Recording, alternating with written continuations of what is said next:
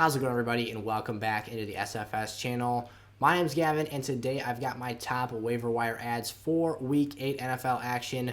These are players, just like always, whether it's injuries, whether it's other circumstances popping up here, increased productivity over the past couple of weeks. These players have given me reason to value them higher and potentially be rosterable assets for us the rest of the way this fantasy season. So we're going to take a look at them, break down their situations and your teams moving forward. I can help you out in the comment section below if you've got any questions for me. Choose who to add and drop and which players to prioritize over others for your individual teams. So with that being said, we're not going to waste any more time. Let's hit the intro and get straight in to today's video.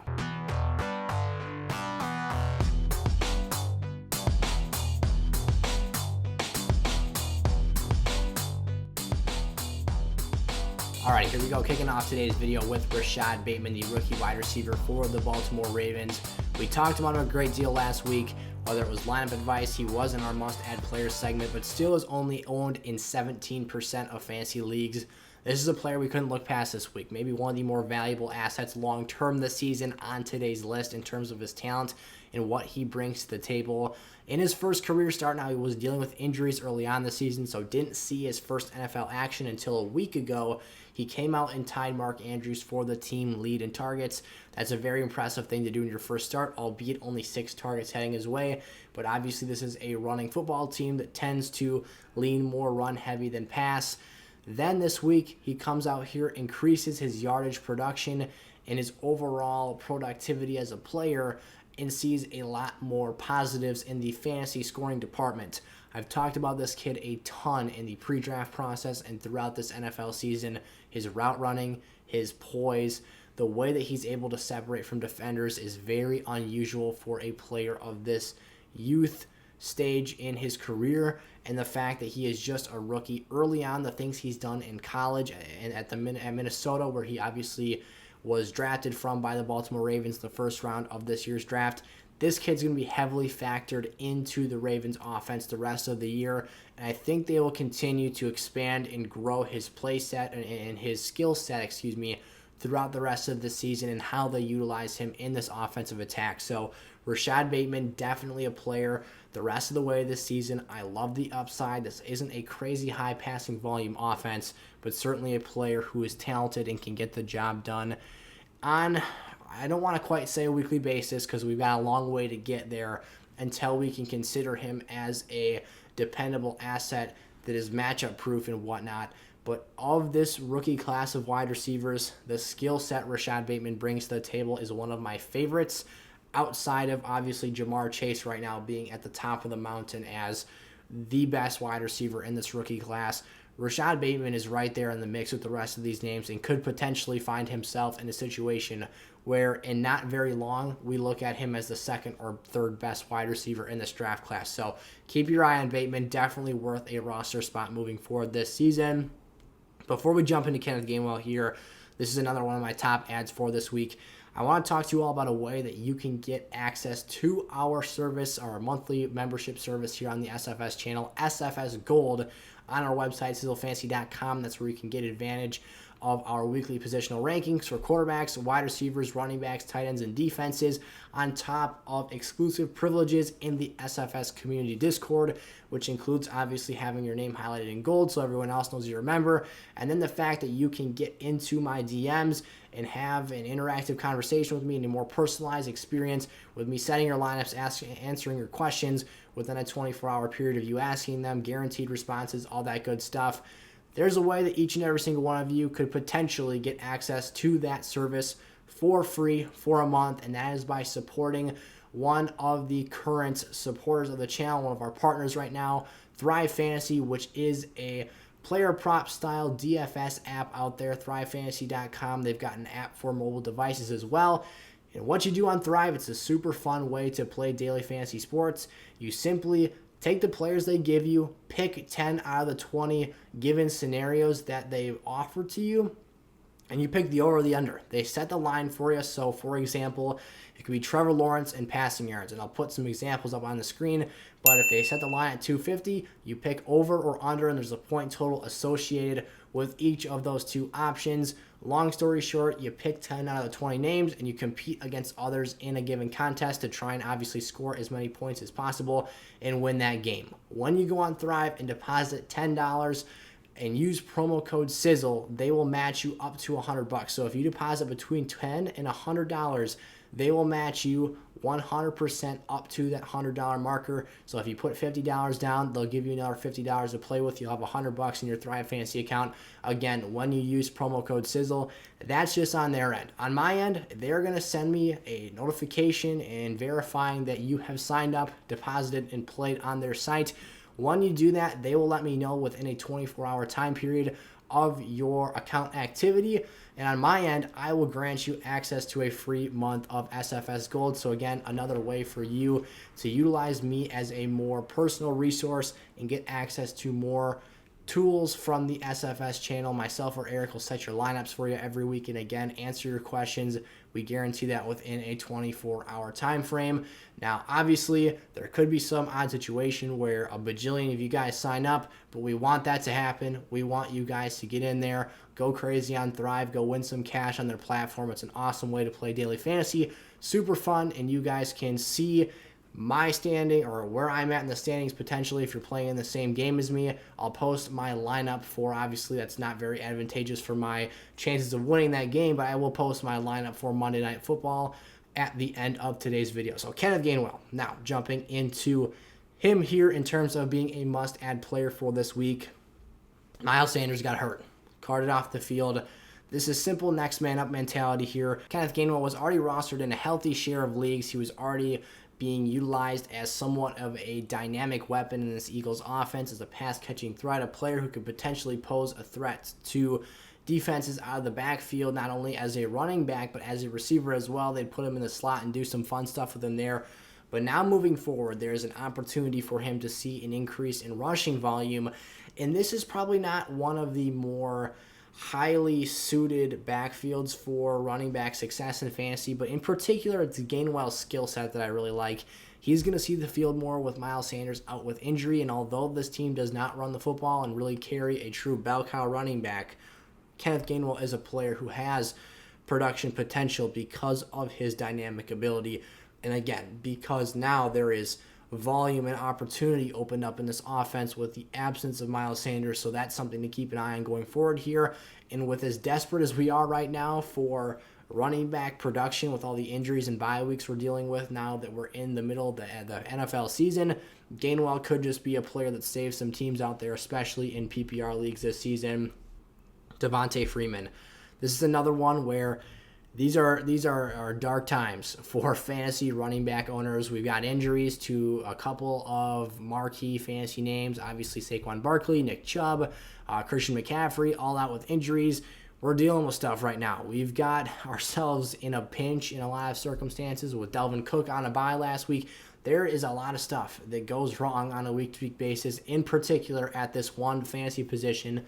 Devonta Freeman in this Ravens backfield, if you've been watching the channel, you know I'm not super high on them. You know I'm not a big fan of this offense because they run a committee-style system. There's no true workhorse. It's hard to predict on a week-to-week basis who is going to be getting the work and opportunity for this team.